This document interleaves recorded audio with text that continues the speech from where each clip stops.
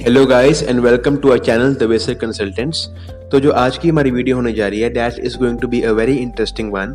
आज के इस वीडियो में हम डिफरेंशिएट करने जा रहे हैं between the two most preferred countries by Indian students to study that is Canada and Australia. तो हम ये अक्सर बात करते हैं that which is the best course to study in Canada और which is the best institution to study in Australia, पर कभी भी हमने इन दो कंट्रीज़ के बीच में डिफरेंशिएट नहीं किया। So today we will be doing that. We will be differentiating these two countries based on various points, and those points that a student should definitely keep in mind while planning to go to any of these countries. So without further ado, let's get started. So the very first point on the basis of which we will be differentiating these two countries is cost of education. तो एक बात हमें हमारे mind में clear रखनी है कि जो ये दोनों कंट्रीज हैं वो अलग अलग फील्ड्स में आपको एजुकेशन ऑफर करेंगी और उन्हीं एजुकेशनल फील्ड्स के में आगे जाके आपको एक अच्छी जॉब मिलेगी if you are planning to go for study related job. लेकिन जो कैनेडियन इंस्टीट्यूशंस हैं that are slightly cheaper than Australia.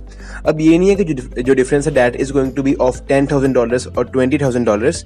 The difference will be hardly of $1,000 to $2,000। लेकिन as per the point the institutions in Canada are slightly cheaper.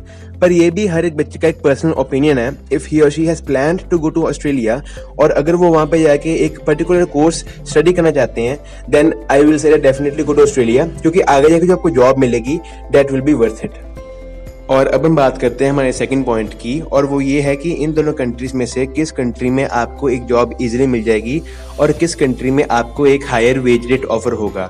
So as you must be aware कि as a student you can work 20 hours a week, और ये एक बहुत ही important thing है because out of that money that you will be earning while working you have to manage your expenses and you also need to make sure that you are saving enough for your tuition fees in some cases.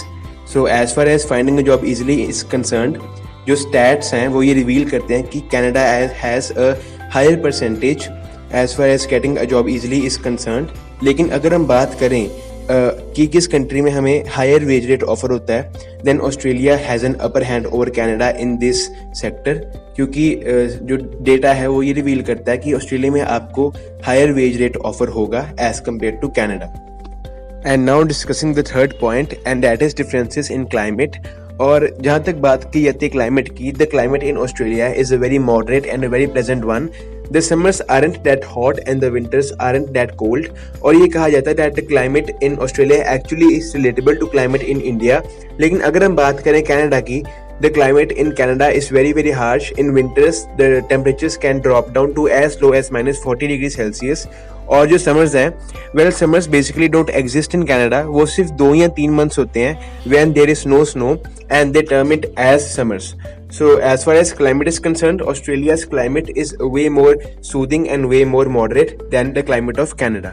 और अब हम बात करते हैं last point की, और ये point भी एक बहुत इंपॉर्टेंट पॉइंट है हर एक इंटरनेशनल स्टूडेंट के लिए, बेसिकली फ्रॉम इंडिया, कि किस कंट्री में आपको PR इजीली और विद इन लेस टाइम मिल जाएगी।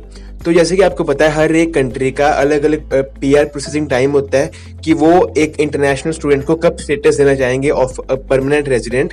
लेकिन जो डेटा है वो ये रिवील करता है कि कनाडा में आपको PR थोड़ी जल्दी और थोड़ी इजीली मिल जाएगी as compare to Australia.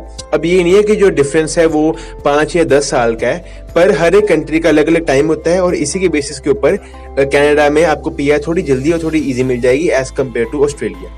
And in the end मैं यही बोलना चाहूँगा कि हर एक बच्चे का अपना एक प्लान होता है, हर एक बच्चे का अपना एक ओपिनियन होता है कि वो इस कंट्री में जाके स्टडी करना चाहता है, और ये दोनों ही countries are one of the most preferred countries by Indian students for studying. तो अगर किसी बच्चे ने एक कंट्री का प्लान बनाया तो वो उसी के ऊपर ही परस्यू करे। मेरा काम ये था कि मैं आपको एक क्लियर ओवरव्यू दे दूँ इन दोनों कंट्रीज का, कि इन दोनों कंट्रीज में क्या आपको बेनिफिट्स हो सकते हैं as compare to the other country. And yes that is it for today. I hope कि आपको ये वीडियो पसंद आया होगा। If you like this video then share it as much as you can, and if you are new to our channel then do subscribe. Thank you so very much for watching. मिलते हैं अगले vlog में।